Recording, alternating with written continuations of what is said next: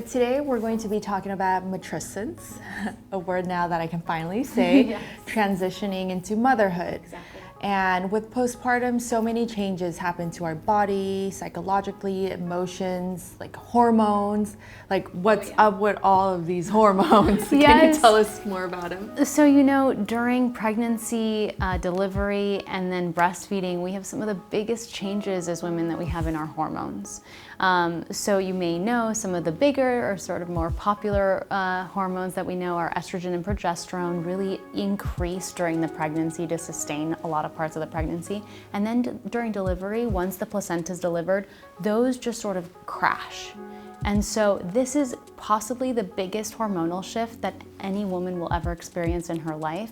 So of course there are some sort of emotional, physical, kind of effects of this. And I think what's important to recognize is that everyone reacts differently to their hormones. For some people, they have difficulty with premenstrual symptoms, for example. Some others don't.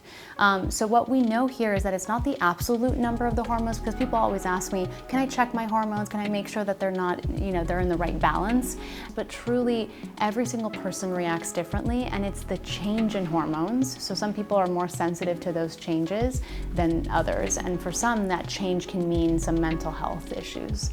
So breastfeeding also has a huge change in hormones. You may have heard of prolactin and oxytocin. That's the love hormone that for many people is that sort of bonding experience they have when they're breastfeeding their baby. I do have to say that it's not always the same. So for some people, breastfeeding can actually be distressing, and they have something called dysphoric milk ejection reflex. This is something we can talk about in detail, but I just want to say that every experience can be different. And what people sometimes don't remember is that when we wean from breastfeeding, there's also a huge hormone change. So that this can also affect emotions and sort of, it impacts people in different ways, which is really important. But yet another thing that, apart from hormones, which can impact mental health, sleep. You know how difficult it is to get sleep, especially when you're feeding on demand. And sleep is one of those components that really impacts mental health. So, I think all of these hormonal changes, sleep deprivation, changes in diet and how active we are can bring up so much.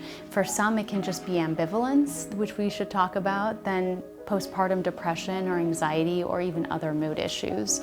How often and how common is it for women to experience all these things? Yeah, so ambivalence I think is pretty common. Ambivalence is something we all feel, right? It's all the time, even before being mothers. It's the feeling of sort of holding one thing and then an opposing emotion on the other hand, like breastfeeding. Feeling so wonderful and cuddly and excited to connect with your baby, but also feeling frustrated that you're the only one that does this, or that your body has changed, or that you're tired and your partner can't help you feed the baby.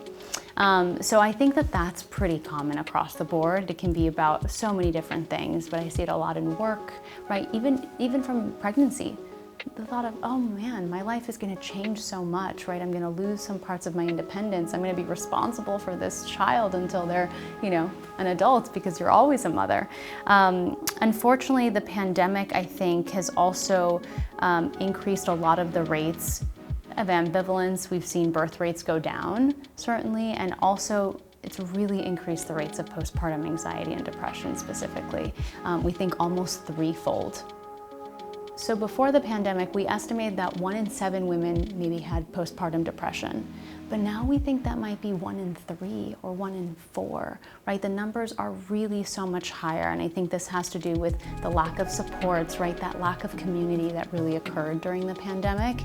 Similarly, anxiety, there's so many anxiety disorders, so it's hard to kind of parse them all out. But we think in the order of 1 in 5 women experiences postpartum anxiety. So these are quite frequent. I have a question. So how can we recognize postpartum depression or anxiety? Because I feel like when you're in the thick of it, you can't recognize it until you're out of it. Yes. And you're like, oh wait, was I depressed? Yes. Was that postpartum? This happens so frequently. I love that you bring that up. And so maybe it's worth sort of talking about the different types of sort of emotions that you can feel. Baby blues is actually something that we talk about right after delivery, 28 to 48 hours after delivery. Because of that shift in hormones, people can have some weepiness or tearfulness, sort of emotions that come out of nowhere. Sometimes it's sadness, irritability, just sort of like mood fluctuations. And this often goes away after 2 weeks. There isn't a hopelessness, there's still a hope and connection with the baby, but these mood changes are quite frequent. And so this is very different from someone who ends up with postpartum depression or anxiety. To your point, before I sort of talk about the differences, I think it's important for everyone in the family to get some education around what these are, because often the person that's experiencing them doesn't recognize them or is too busy surviving, right? Sometimes with a baby, you're like on autopilot. You can't even think about what emotions you're having. And so for the people around you to sort of be able to understand what are the symptoms, what are the red flags. With postpartum depression, it's everything we think of depression in terms of low mood, right? Inability to enjoy things that we used to like, but like insomnia is a little challenging, right? Because you are maybe breastfeeding a baby on demand, so you're not getting very much sleep. But I think the most concerning things with postpartum depression are that inability to connect with baby, feeling like baby would be better off with a different mother, or that maybe you're better off not being alive. And those are huge red flags. And this is where, again, support system is so important and open conversations about it. With anxiety, you know, some of the things that I see are a lot of worries around health, specifically baby's health. Right? There's some monitors where you can see the baby breathing and all that stuff, but that can sometimes really increase parents' anxieties. So checking on baby constantly, feeling like no one else can take care of them. And a really big hallmark of postpartum anxiety are intrusive thoughts. So these are like bizarre thoughts that maybe you're holding your baby and they might fall down the stairs. Oh my gosh, I've had those thoughts. Yes, actually. yes, I'm like, you're not alone. What if I accidentally drop the baby? Yes. Like, oh my gosh. Right, okay. or feeling scared about like bathing the baby, that they might drown or something. Things. Exactly. Oh my gosh. That feels really crazy. frightening to you. Yeah, I'm like, why am I having these thoughts? I'm like, why am I always thinking the worst? Like, exactly. Yeah. So you are so not alone, and actually there's a biological reason for that. So part of that brain that develops during pregnancy and gets bigger is called the amygdala, which is our alarm system of our brain. And when we think about it, infants are tiny creatures that can't fend for themselves. So you have to be, right, when we were hunter-gatherers, ready to kind of battle a lion if they come after your baby. So in some ways, I think that's heightened, and so we as new mothers see every single danger in our environment. But when people have these thoughts, they get incredibly anxious that they want to harm their baby. But I want to reassure you that it's actually, right, it's a worry that's probably biologically driven. And if it's a thought that sort of makes you distressed or like, oh my God, I would never do that, it's most likely to be this intrusive thought. But that is quite common with anxiety. And again, this is something for your loved ones to talk about, to know about, because sometimes you can suffer in silence and be like, oh, does this mean I'm a horrible mother? I kind of want to go back to postpartum depression. Like, how can our partners and like our loved ones like support us? I remember like for me, I would have like these like sad or like kind of like depressing thoughts, especially in the middle of the night when I was like breastfeeding alone and my partner was like sleeping. I'm like, how dare you sleep? Yes, yes, yes. And then I would actually feel depressed. But I was confused. But not every time you breastfed. No, it was just like in the middle of the night. Like during the day, I would be like so happy and like the positive, like happy Aimee. And then in the middle of the night, like because of the lack of sleep, I'm just like, I feel dreadful, a little depressed, very alone, like so sad, very emotional.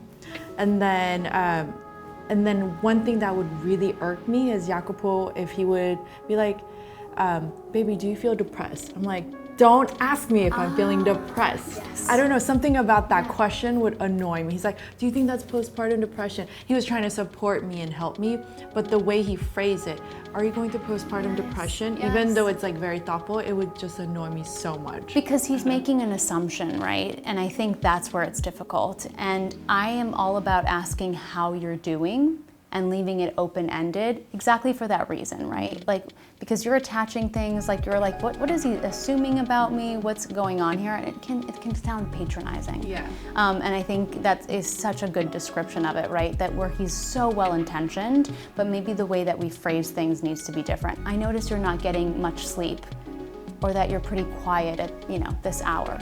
How can I help you? By not sleeping. So like wake up and change the baby while I breastfeed, yeah? You wanted companionship. But the funny thing is, no, I do want him to sleep so that like we can take turns, you know? But just in the middle of the night, I mean, it was just the first 2 months when I was feeling that way. Middle of the night, I'm like, how dare you sleep? I think you're bringing up a good point where I always felt like, especially when you're new parents, it's so nice to do things as a team. Yeah. But I know that there's the perspective, especially if there's only 2 caretakers, that there needs to be breaks taken. But you know, like pulling an all-nighter when I was in medical school or a resident, like it's so much nicer when you have people around, not when you're alone. You just so don't I wanna absolutely suffer do. alone. Yes, there is something about being sleep deprived in those hours that are pretty isolating. But like talking about that, figuring out with your partner, like how can we make that better? Because I'm not feeling well at night. And again, and asking him, I'd appreciate if you didn't use those words, but just ask me how I am, and then maybe together we can figure out if I'm depressed or not. Yeah, so helpful. I wish I had you a month ago. Okay, so when I was going through postpartum, I even still don't know, honestly, if I went through postpartum depression because I was like really in the thick of it. I feel like I'm still in the thick of it because I have moments.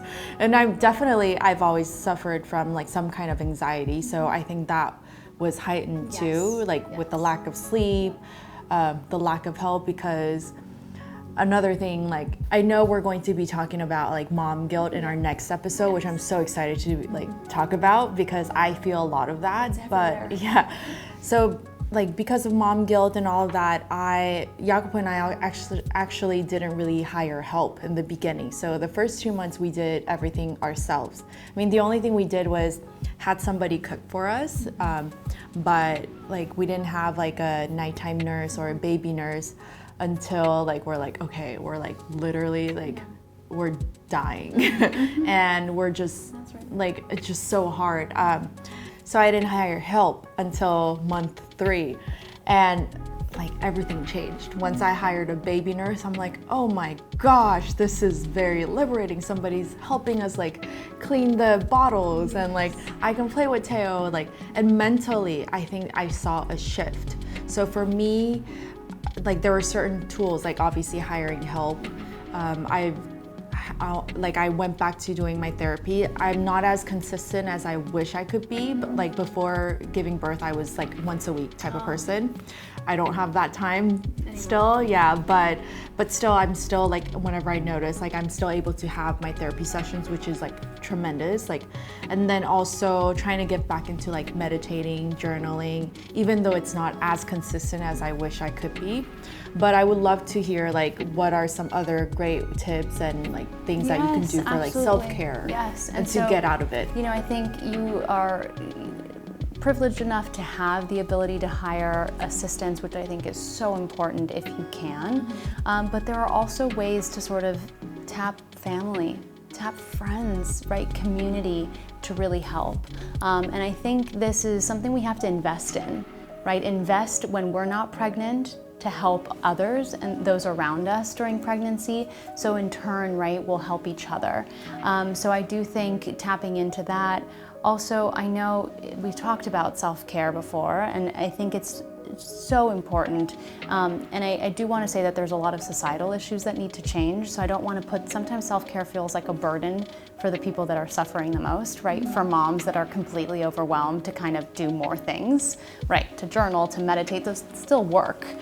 So I want to validate that we do need to make more systemic changes, right? Make childcare affordable. Let's give people parental leave.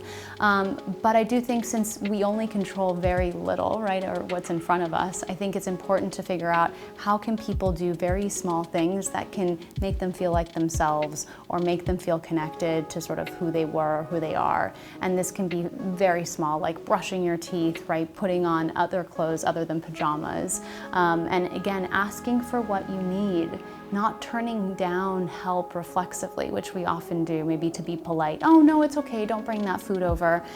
Accept it. Accept the help, right? Whatever, however small it is. And I do think cultivating it by also doing those favors for our loved ones is a really lovely thing that we can start to build community. It's so weird. I don't know if it's like a woman thing or what, but like it's so easy for me to like help a friend who's like suffering or like getting them, like I would like get them food or like if something happens. Go out of your way yeah, for like them. I would do something. When it's my turn to receive the help, it feels so uncomfortable. You didn't even want to call your midwife. No. I'm like, no, you guys, She needs to I'm sleep. good. Yeah. I'm good. I can take care of it. I don't know what it is. Yeah, so kind of challenging whatever that is and exploring in therapy, like, what is this resistance to help? What's this fantasy of me doing it all alone mean? Does it mean I'm a better mother or I'm sort of this perfect mother? And sort of questioning what that is, because I do think we need each other so much more, and the pandemic has shown us that. Being isolated doesn't work so well, right? It increases sort of emotional distress. We've seen skyrocketing rates of mental health issues. So I guess the focus here is community. I also feel like the postpartum period can be very like isolating because you're so excited with like the newborn baby, yet you have like all these like changes happening with your body, emotionally, mentally, and then you have this like pressure that everything is like you need to be positive, right, like how it should be. Exactly. And everybody's saying like, oh my gosh, you're doing great, you're doing amazing, be happy, Go, why are you mama. so sad? Like, and I feel like I don't know You like have how so to say much it. to be grateful for. There's a lot of that, and I feel so guilty. I'm like, I should be feeling so grateful, but then again, I feel like there's this kind of like toxic positivity. Absolutely. I don't know if it's You like called a it. thing. Yes, it's absolutely a thing. And I think it's this idea that somehow being optimistic will magically make those difficult or challenging emotions go away. But you've been in therapy. You know that no matter how much optimism, right, we're just pushing things down, we're just repressing them. And what happens when we push things down? It stays in our body. It comes out in ways that we don't have so much awareness of, right? And so I think it's so important to be okay with suffering and with acknowledging some difficult, painful experiences, because we know that's the way to work through them. And I actually think toxic positivity can be quite toxic in that way, because it's avoidance. And so every experience, especially motherhood, comes with good and bad. And until we're able to sort of hold both of those things at the same time, it's pretty difficult. And again, it's not all good. And being optimistic doesn't, or sort of the toxic positivity, or maybe more like admitting that something's difficult or challenging, doesn't negate all of the good. You can still be really grateful and still be having a really hard time.